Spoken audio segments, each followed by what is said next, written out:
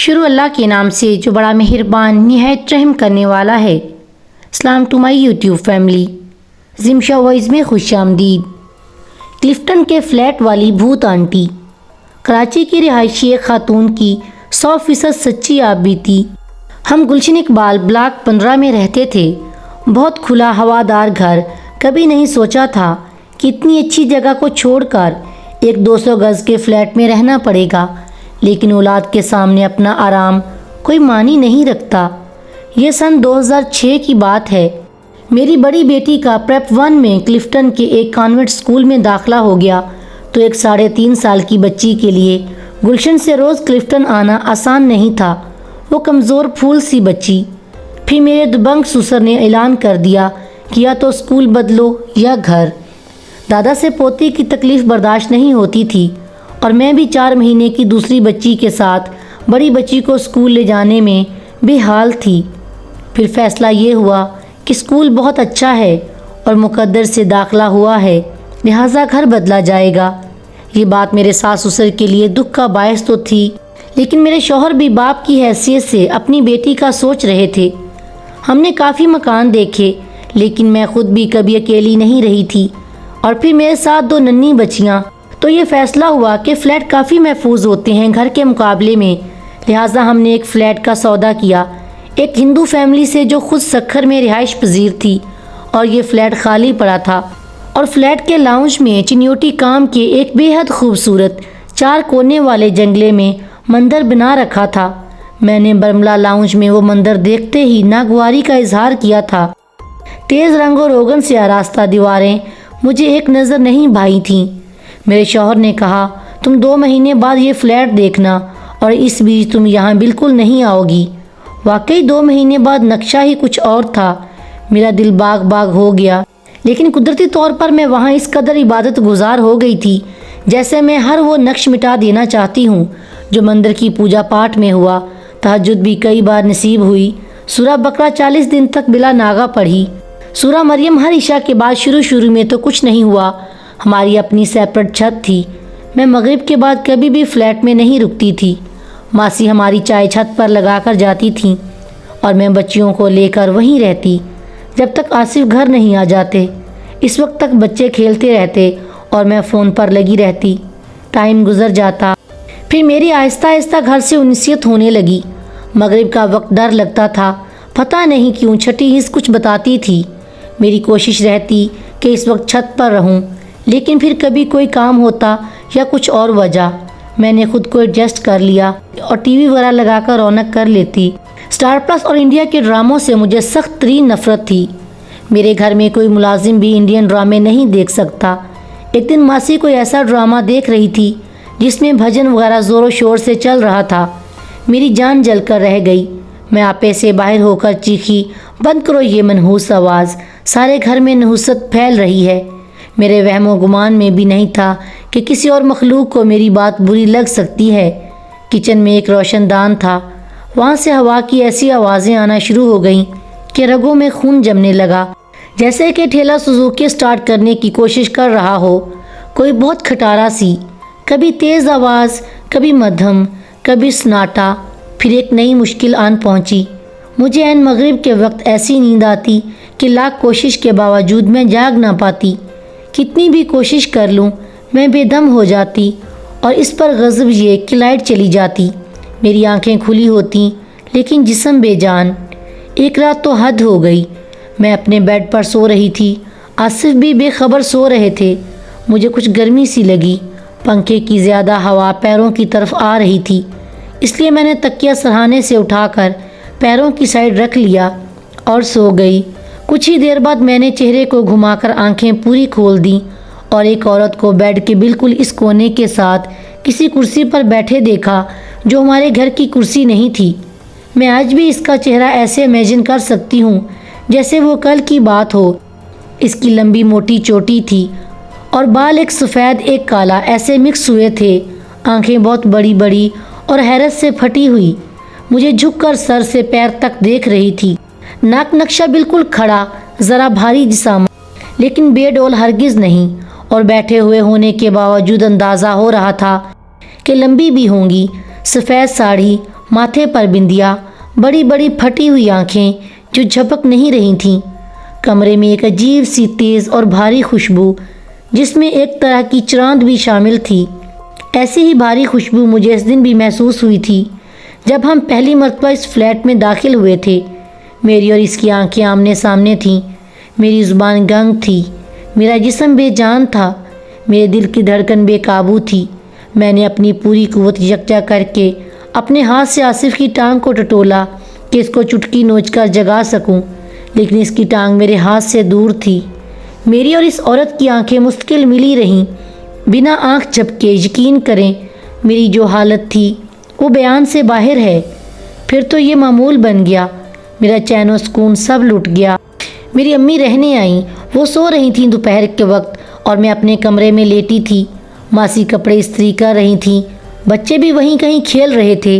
कहने का मकसद ये कि अच्छी खासी चहल पहल थी कि इतने में अम्मी के घगिया कर चीखने की आवाज़ें आईं, कौन हो तुम? और मुझे समझने में एक सेकंड भी नहीं लगा कि अम्मी ने भी आंटी के दीदार कर लिए हैं। मैं बिस्तर से कूद कर अम्मी के पास भागी तो अम्मी ने डरे हुए खौफजदा लहजे में बताया कि एक औरत इन पर झुकी हुई इनको घूर रही थी। बस फिर क्या था? मैंने पटर पटर पूरा हुलिया बयान करके पूछा, अम्मी ऐसी थीं? अम्मी ने कहा, हाँ बिल्कुल ऐसी। फिर अम्मी भी कुछ दिन रहकर चली गईं और फिर मैं थी और वो फ्लैट। मैंने तो फिर खूब रोना धोना शुरू कर दिया। आसिफ के साथ इसके घर आते ही रोज़ वो परेशान हो जाता, तसल्लियाँ देता और कभी कभी तंग भी आ जाता। मेरी बस एक ही रट कि मुझे नहीं रहना यहाँ, खुदा के वास्ते कहीं और चलो। इन जिन आंटी से बेहतर तो तुम्हारी अम्मी थीं, डर तो इनसे भी लगता था, मगर वो थीं तो इंसान। आसिफ ने मुझे डांट कर कहा, बच्चों का खेल नहीं है घर बदलना।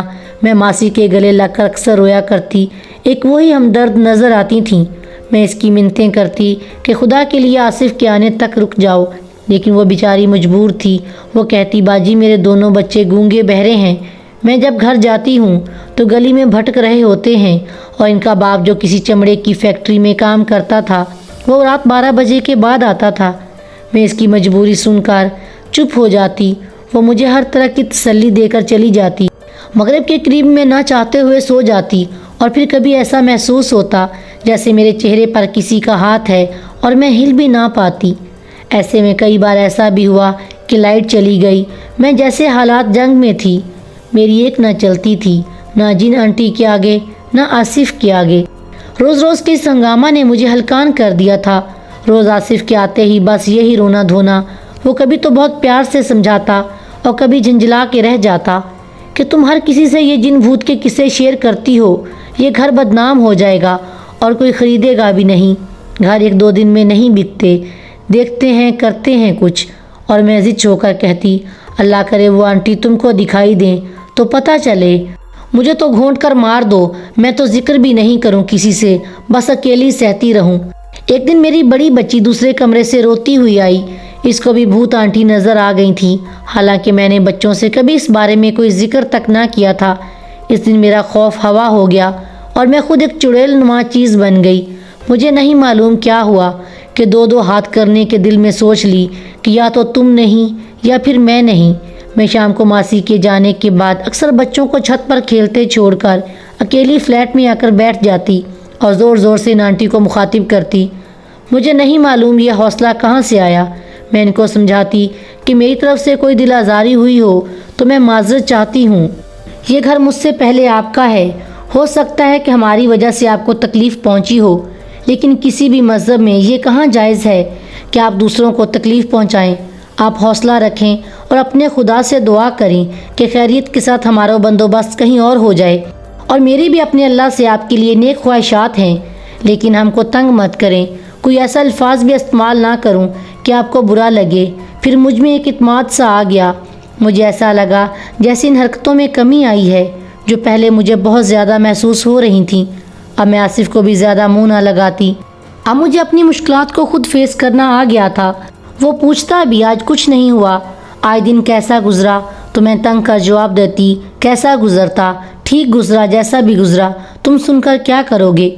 मैं ये सोचकर बात करती कि मेरी हर बात वो आंटी सुन रही हैं। फिर जैसे कुदरत हम पर मेहरबान हो गई। मेरे शौहर का नॉर्थ नाजिमाबाद वाला घर जो कई साल से बिकने के लिए स्टेट एजेंट के पास था और इसकी 90 लाख से ज़्यादा कीमत ना लगती थी। इसकी 1.5 करोड़ की ऑफ़र आ गई। वो घर बिक गया तो हमने दूसरा घर देखना शुरू किया और अब वो आंटी मेरी सहेली हो जैसे मैं इनको अकेली बैठकर सब तफसील बताया करती।